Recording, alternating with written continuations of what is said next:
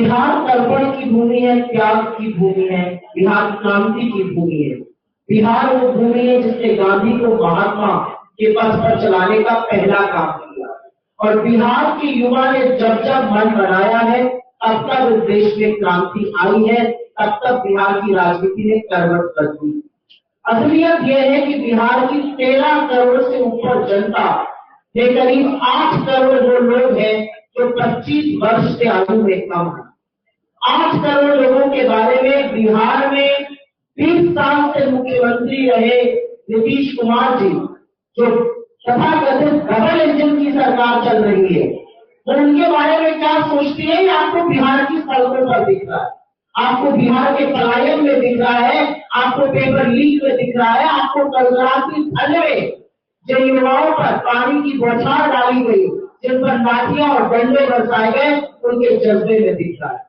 बिहार जब रोजगार मांगता है, बिहार जब सड़कों पर उतरता है पेपर लीक के खिलाफ, उस पर प्रशासन का जो बदलना है वो सरकार का असली चेहरा है। बिहार के युवा पलायन इसलिए नहीं कर रहे कि उनको बिहार की अपनी भूमि से प्रेम नहीं है।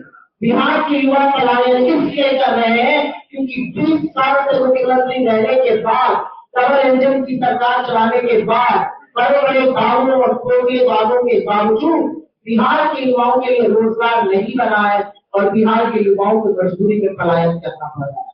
असलियत ये है कि चाहे वो सेंट्रल गवर्नमेंट और बीजेपी की डबल इंजन का एक डब्बा और डबल इंजन का दूसरा डब्बा, डबल इंजन के एक डब्बे से आप रोजगार मांगिएगा तो आपको पकौड़ा करने की सलाह देने लगते हैं, डबल इंजन की दूसरे डब्बे से रोजगार मांगिएगा तो आप पर लाठियां बरसाने लगते हैं। और इसी के चलते बिहार का युवा आज पलायन कर रहा है। लेकिन अगर बिहार का विकास होना है, अगर बिहार को इस देश की अग्रिम पंक्ति में खड़े रहना है, तो बिहार अपनी 60% आबादी को नकार कर, उनको भूलकर, उनका भविष्य बिना उज्जवल किए आगे नहीं बढ़ सकता है।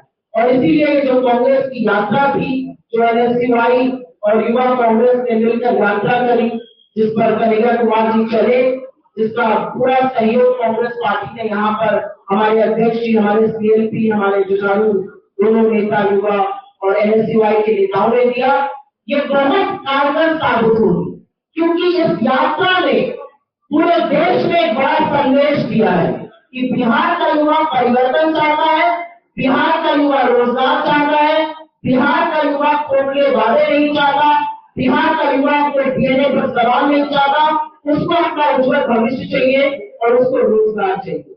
और हमारी यही कोशिश है, एक ऐसी सरकार बने, ऐसा सत्ता परिवर्तन हो जो बिहार के युवाओं के बारे में, उनके हक के बारे में, उनके हुकूक के बारे में, उनके उज्जवल भविष्य के बारे में बात करें।